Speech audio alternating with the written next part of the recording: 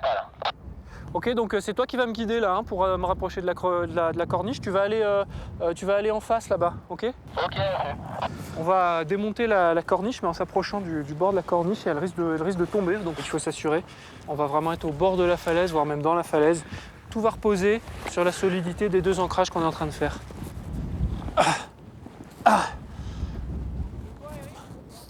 Par contre, on risque de galérer un petit peu à trouver la fissure là, en creusant la verticale. On fera tomber la corniche quand on aura un pied de part et d'autre de la fissure. Ok, donc là je peux aller directement dessus, je préviens. Ouais, mais quand tu creuses, il y a un moment où ça risque de passer à travers. Pas le malin là, hein. Mais alors pas le malin du tout.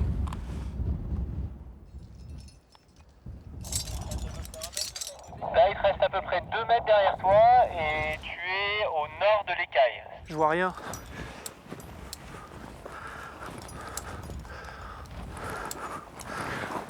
Donc là, ce que fait Eric, c'est qu'il est en train de creuser dans la neige au-dessus de la fracture pour essayer d'aller descendre à l'intérieur et voir jusqu'à quelle hauteur elle est remplie de glace.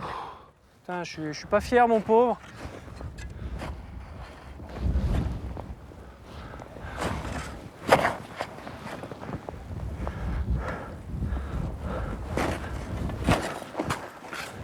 Écoute Pierre, tout seul je vais pas y arriver là. Donc ce qu'on va faire, ce que je te propose, c'est qu'on se mette à deux au niveau de la fissure. On fera tomber la corniche quand on aura un pied de part et d'autre de la fissure.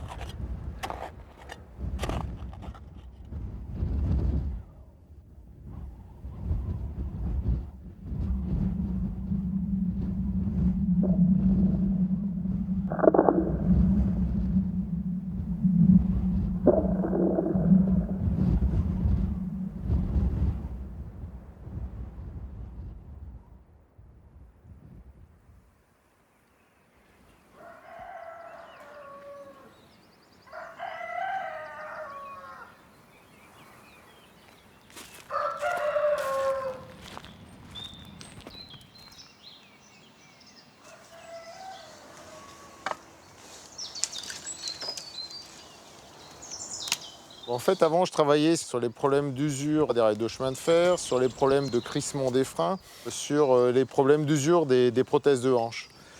Et puis en 2005, j'ai intégré l'Institut des sciences de la Terre de Grenoble. Et là, ça a changé beaucoup les choses, puisque mon terrain d'investigation n'est plus uniquement le laboratoire, mais la montagne. Bon, et j'avoue que je n'y ai pas perdu au change.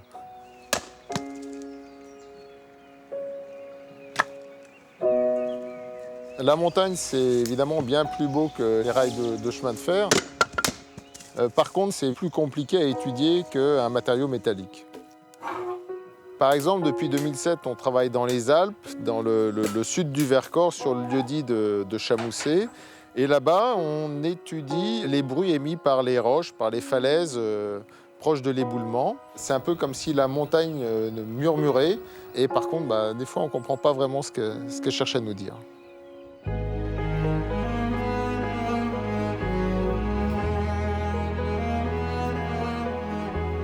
La première fois que je suis monté là-haut en été, je suis tombé sur le charme. C'est un lieu totalement sauvage, isolé à 1800 mètres d'altitude, sur un plateau avec une vue qui s'étend des préalpes. On voit le massif de Beldon, le massif des Écrins. À chaque fois qu'on monte, on voit au moins un chamois, des bouquetins, des marmottes, et puis bon, on voit les vautours aussi au-dessus du site. Enfin bon, c'est exceptionnel.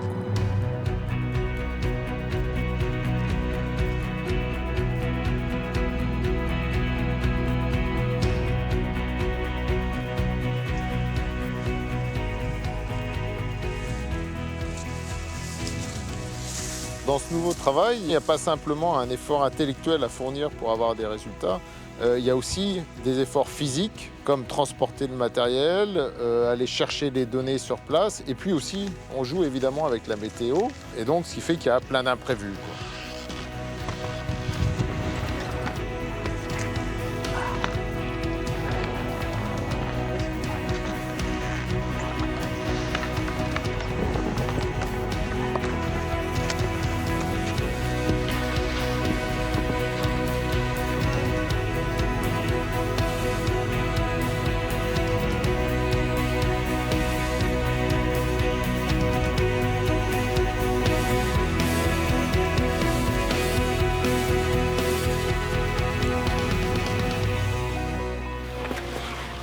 de l'essor. On fait une petite pause ici. On va poser le matériel de bivouac, hein. On va tout sortir le matériel de bivouac pour alléger les poulkas. Et ensuite on repart donc pour la manip, hein.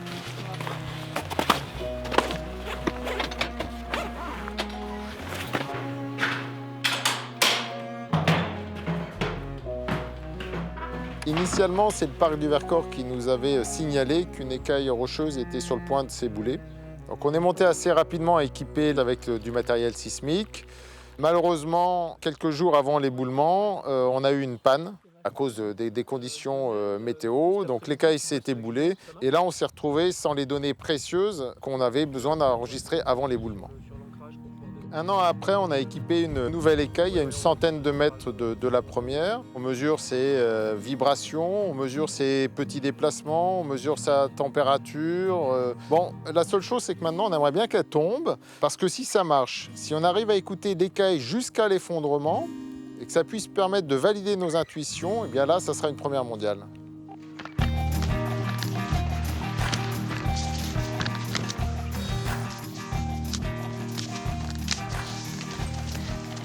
Un moment de chaleur, il fait vachement chaud là, tout d'un coup. En plus avec les raquettes là, de Dieu. Évidemment, tout ça demande beaucoup d'énergie, ça mobilise une équipe d'ingénieurs, de chercheurs, de doctorants. Mais certains jours, on a des journées exceptionnelles. On part sur le site à 5 h du matin, on est au milieu des chamois et l'après-midi, on se retrouve en amphi au milieu de 200 étudiants.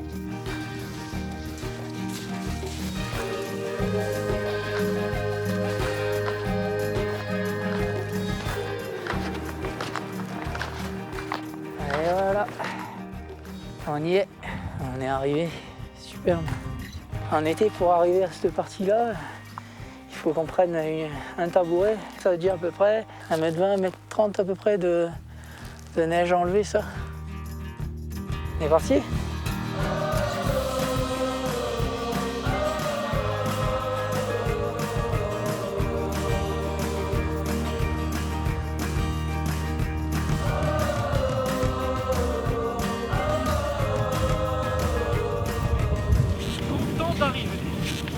Il y a deux instruments que je veux dégager. Il faut qu'on récupère la station. On prend le gigalogue, du coup.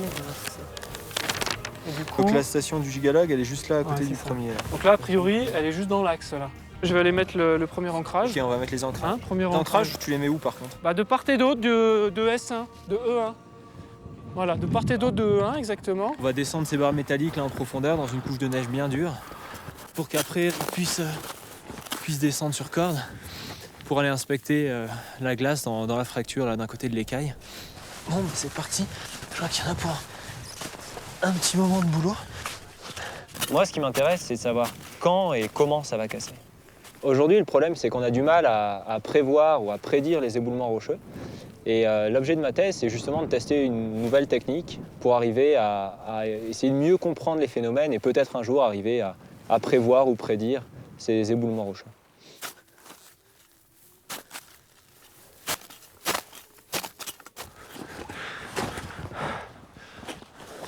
Mais là, je galère bien quand même, il y a une couche de glace.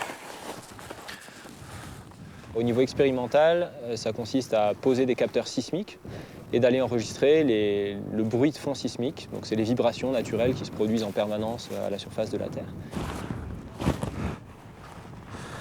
Il faut qu'on ait des données qui soient acquises en continu. Et pour ici, à Chamousset, où on a des conditions climatiques qui sont pas faciles, ça pose des problèmes, notamment en matière d'accessibilité. Là, aujourd'hui, on avait 2 mètres de neige par endroit. Bon, ben là, on a 2 caisses à déneiger et à ouvrir. Donc, une pour essayer de voir les problèmes d'une station sismologique qui ne communique plus. À peu près là, je pense. Ensuite, on va changer une batterie.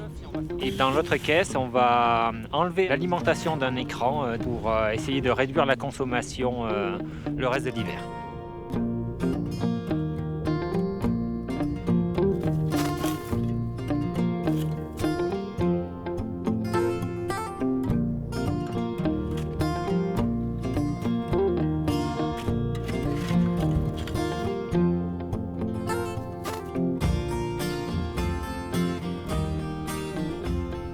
arrivera aujourd'hui. De toute façon, là, il y a maintenant juste un peu d'effort. C'est bon, Julien, on a trouvé la bâche. On n'a plus qu'à creuser autour, mais c'est bon, on a trouvé la station, donc c'est déjà une bonne chose de faite. Tu dégages tout, moi je prépare le matériel. Attention, c'est lourd. Théoriquement, on en a pour 10 minutes, on a juste une nappe à déconnecter. Putain, tout ça pour ça. En fait, cette écaille, elle est étudiée par les chercheurs pour pouvoir valider leur théorie. Si l'écaille tombe, toutes les données permettront de comparer leur théorie et de voir si effectivement elles sont plausibles, si elles correspondent à cette étude. Le sol est vachement loin, et ça me paraît inaccessible. Vous l'avez? Bien. Il a fait un igloo dessous? Quand on utilise les enregistrements qui sont faits sur l'écaille ou le compartiment instable, on se rend compte qu'il y a une vibration particulière, une note particulière qui est associée à ce compartiment instable. Et en suivant cette note au cours du temps, on arrive à avoir une idée de l'état de stabilité dans lequel se trouve le compartiment.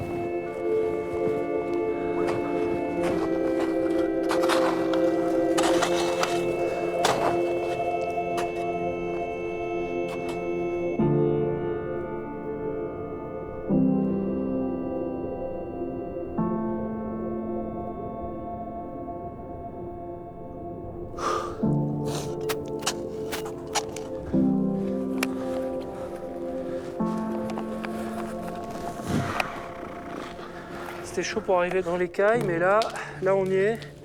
Et on va pouvoir voir jusqu'où il y a de la glace et de la neige. Pendant l'hiver, on a une augmentation de cette note et on s'est aperçu qu'on a de l'eau qui vient dans la fracture à l'arrière qui sépare l'écaille et le massif stable. Et cette eau va geler pendant l'hiver. Et le fait de rigidifier comme ça l'interface, ça va augmenter la note qui est produite par l'écaille. Est-ce que tu peux me filer un... Tu me mets une sangle avec un mousqueton et tu me l'envoies? Par contre, on n'était jamais descendu dans la fracture comme ce qu'Eric a fait aujourd'hui pour avoir de visu une hauteur de glace et savoir s'il y avait 1 mètre, 2 mètres ou 10 mètres de glace qui se formaient dans la fracture à l'arrière.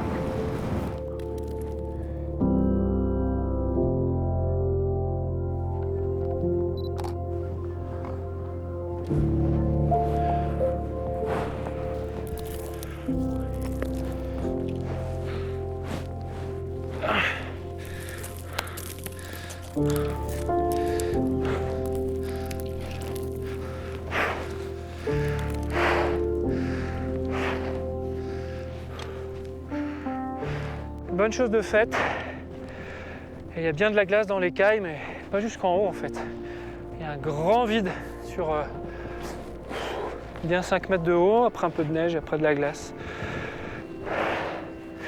On va dépouiller ça au labo, on va regarder les photos, puis on va comparer avec les calculs.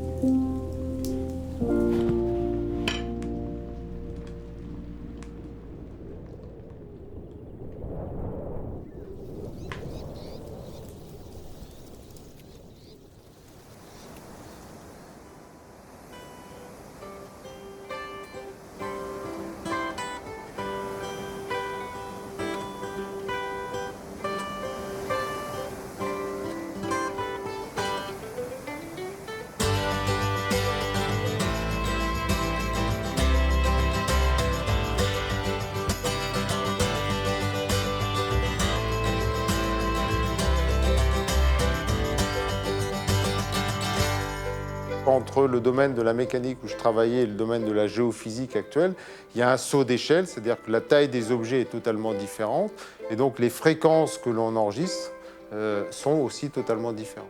Lorsque je suis arrivé à Grenoble, j'aurais été incapable d'enregistrer correctement les informations vibratoires. Donc la réussite de ce projet est due aux différentes compétences que l'on a. Pierre est un de mes anciens étudiants à l'école polytechnique de Grenoble qui a suivi mes cours de géophysique et à la suite de ses études, il a souhaité faire une thèse. Et déjà lorsqu'il était étudiant, il était intéressé par les aspects à la fois scientifiques et opérationnels, donc le sujet l'a beaucoup intéressé. Et dans notre équipe, on a réussi à associer Laurent, qui lui vient d'un domaine complètement différent. Et donc notre groupe a très bien fonctionné avec des compétences extrêmement diverses. Moi, j'ai amené toutes mes compétences au niveau des problèmes de contact. Le géophysicien amène toutes ses compétences au niveau de propagation des ondes. Et le géologue, la connaissance du comportement des différents matériaux qu'on a devant nous.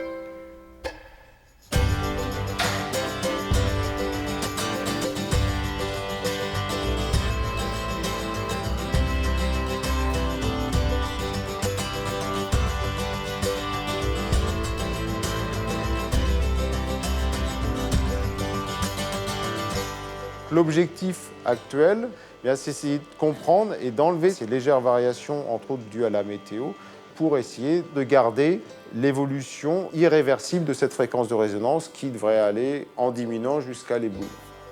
Alors ce qu'on appelle la fréquence de résonance, c'est la note que va jouer un objet lorsqu'on le fait vibrer naturellement. Plus l'oscillation est rapide, plus la note est aiguë, plus l'oscillation est lente, plus la note est grave, et c'est ce phénomène qu'on essaye d'observer à Chamousset. Cette écaille, elle oscille naturellement, et cette oscillation, c'est une note. Cette note, lorsqu'elle va baisser, on pense que c'est un signal, une prédiction de l'éboulement. L'éboulement est sur le point de se produire. Cette vibration, on a l'habitude de la voir dans les ondulations d'une corde de guitare ou d'un diapason, et elle est très facile à reproduire en laboratoire.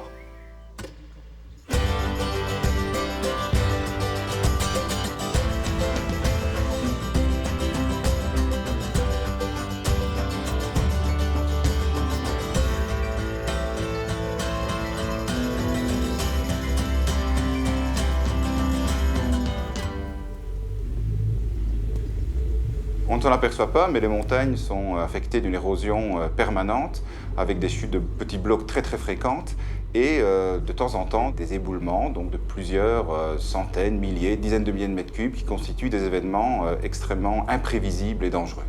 Pour les petits volumes, c'est possible de prendre des mesures de précaution, tandis que pour les plus gros, c'est complètement impossible et à ce moment-là, il faut prévoir des mesures plutôt d'évacuation de la population ou des mesures de surveillance.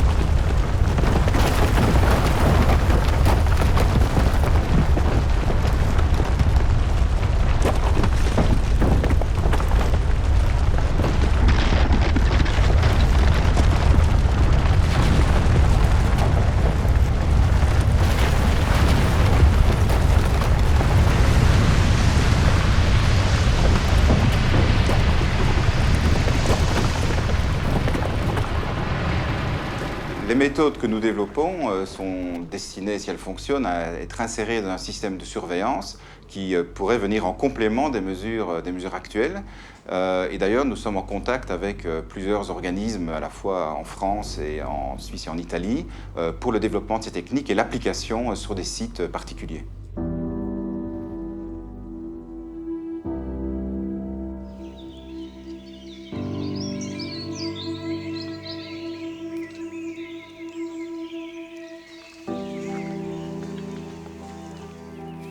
Sur le site de la Suche, il y a un enjeu à la base de cette falaise qui est constitué par un camping et par une route cantonale qui est menacée lors d'un éboulement. En raison des enjeux particuliers qui existent, nous travaillons en collaboration avec le canton du Valais, qui est en charge du suivi et de la protection de la population dans cette région. Je m'appelle Jean-Noël Rouillet, je suis géologue au canton du Valais et je pratique cette profession, cette fonction depuis bientôt 30 ans.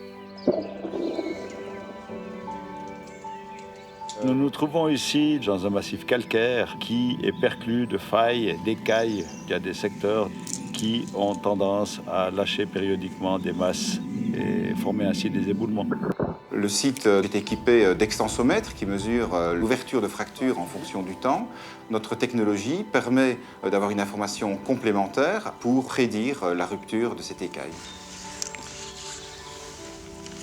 Chaque fois qu'on a un problème sur une route avec des doutes sur la stabilité des falaises qui sont au-dessus, on m'appelle pour aller sur place, essayer de faire une évaluation et à partir de là, de décider si on ferme la route pour des raisons de sécurité.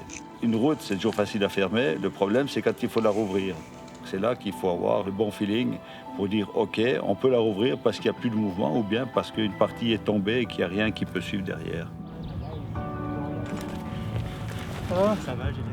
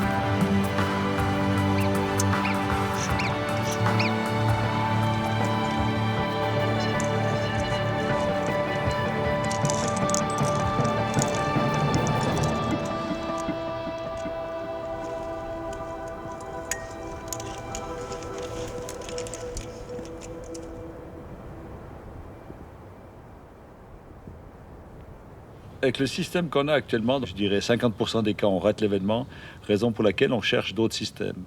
On a pensé à équiper avec le système qui est développé actuellement par l'Université de Grenoble cet élément supplémentaire et à partir de là de pouvoir avoir une méthode de plus pour cerner toujours le départ des événements.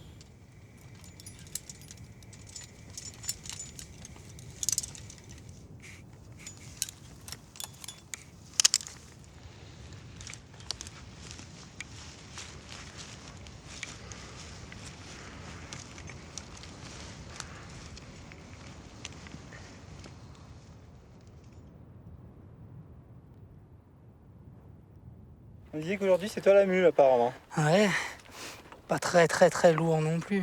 Disons qu'on a connu quand même plus lourd ici. Faut bien que la jeunesse elle serve à quelque chose. Bah oui. Cueillez votre jeunesse, car comme à cette fleur, la vieillesse fera ternir votre beauté. On sort. Allez.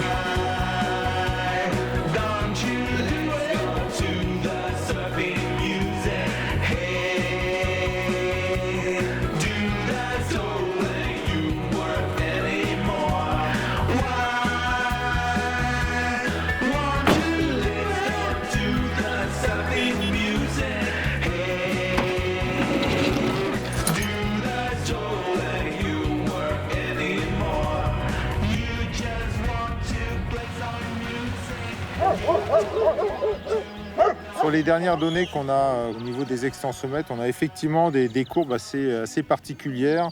On a l'impression qu'on a une fermeture de la fissure. Alors on ne sait pas si c'est un problème de câble. Il y a plusieurs câbles qui se sont peut-être cassés ou si c'est pas effectivement peut-être une pierre qui est tombée sur l'extensomètre. Ou bon, donc de toute façon, à part aller voir là et se rendre compte qu'est-ce qui se passe, faire la mesure manuelle pour vérifier si ça a bougé ou pas.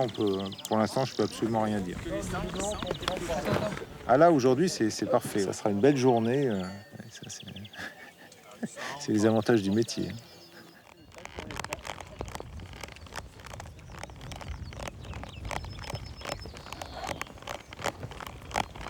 Ici, sur le terrain, on travaille tous ensemble, quoi. Il n'y a pas le chef, il n'y a pas le sous-chef. Disons qu'on est vraiment tous ensemble. On est motivé par ce qu'on fait, mais on a envie que ça marche bien, quoi. C'est-à-dire que l'ingénieur a envie de donner aux chercheurs des données parfaites qui fonctionnent tout le temps sur une période hyper longue sans trop de données. Et ensuite, le chercheur se fait plaisir à analyser ces données. Même si on a un site ici qui est exceptionnellement calme, malgré tout, il peut y avoir des bruits parasites. Et c'est tout le travail qu'on va faire au laboratoire pour trier entre le bruit parasite et une émission de vibrations qui va être importante et qui est liée à l'endommagement de l'écaille. Parmi toutes ces vibrations, la principale origine ici sur le site de Chamousset, ça va être les craquements qui interviennent dans la roche lorsque l'écaille va commencer à casser, à se décoller de la paroi.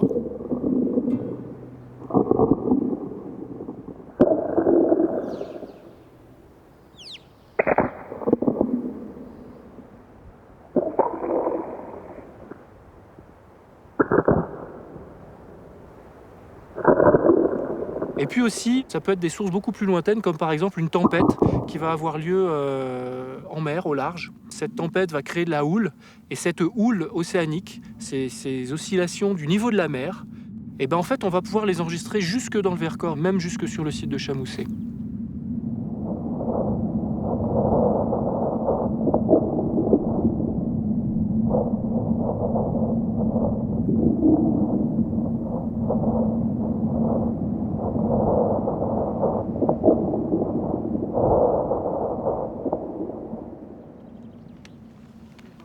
Toutes les vibrations qui constituent le bruit sismique ambiant, elles vont se propager dans la région. Et lorsque ces vibrations arrivent sur l'écaille de Chamousset, eh bien cette écaille va se mettre à résonner. Elle a une fréquence de résonance particulière. Et cette fréquence de résonance, ça correspond à une note en fait. On va donc être capable d'entendre le chant de l'écaille varier entre les saisons.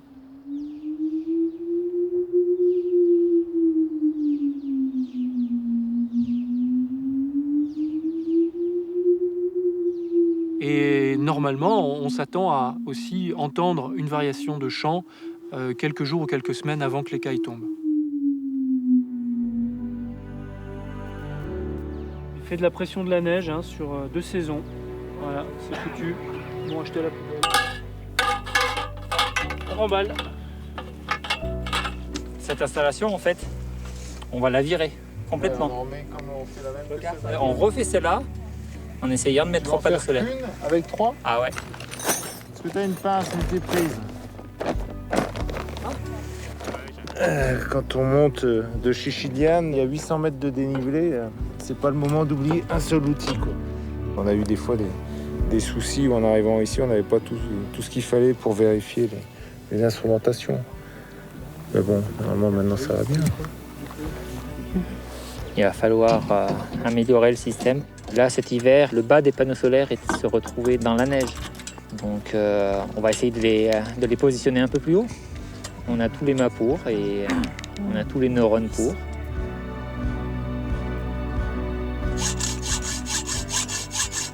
Tu mets ça, mais après tu mets... Tout ça après. toi, tu peux pas trop, tu peux pas mettre d'angle.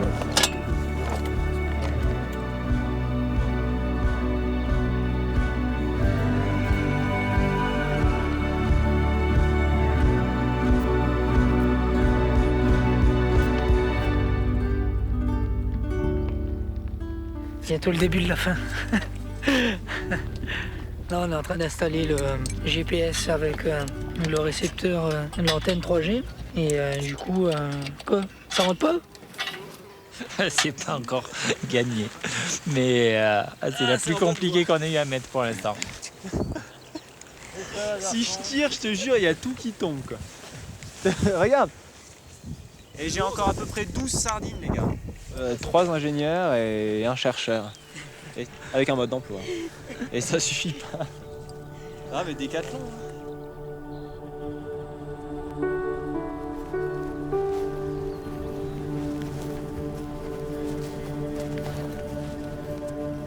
Wow. C'est toujours aussi beau là. La première fois que je suis venu ici, c'était pour donner un coup de main à Laurent. Et quand j'ai découvert ce lieu, enfin vraiment magnifique, hein, j'ai vraiment eu envie de revenir. Laurent a eu cette intuition et cette idée de cette écaille qui chante et dont la note pouvait changer. Lionel, il apporte une précision dans la technologie qu'il développe ici. Julien, il est capable de vraiment mouiller la chemise pour être là quand il faut, pour être sur le terrain. Pierre, c'est le thésard qui est super patient et qui est acharné à son travail. Et moi, le sujet scientifique me passionne. Et en plus, je suis content de venir leur donner un coup de main, trouver des ambiances de montagne, pour aller se mettre dans le vide, par exemple, aller regarder les cailles de l'extérieur, de la falaise.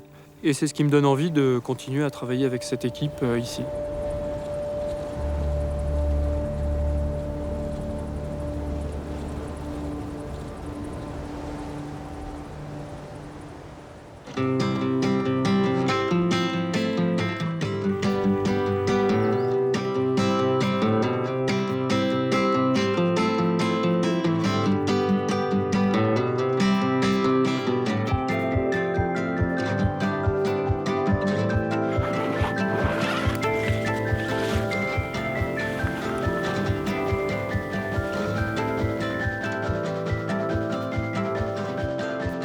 Les trous, faut pas les faire énormes, parce qu'au contraire, tu perds la souplesse. Si tu le tiens que là, tu as plus de souplesse et je trouve que tu... Ouais. Bon allez, on va déjeuner. Moi je soutiens ma thèse à l'automne, donc a priori j'ai bientôt terminé. Mais je pense que Chamousset, j'y reviendrai, que ce soit au moins pour me balader dans la réserve, dans le Vercors, ça c'est sûr que j'y repasserai. Et puis je pense que je reviendrai jeter un œil au site avec plaisir. Et puis j'espère que l'écaille sera tombée par contre quand je reviendrai. Ça serait pas mal. Puis si elle peut tomber d'ici la fin de ma thèse, ce serait chouette aussi. Tu vas descendre alors là un petit peu? Ouais, je vais descendre jusqu'à l'extenso là pour voir un peu dans quel état il est. Puis regarder s'il n'y a pas trop de pierres instables au-dessus qui risqueraient de l'endommager là pendant l'été. Bon, allez, je me prépare et puis on descend.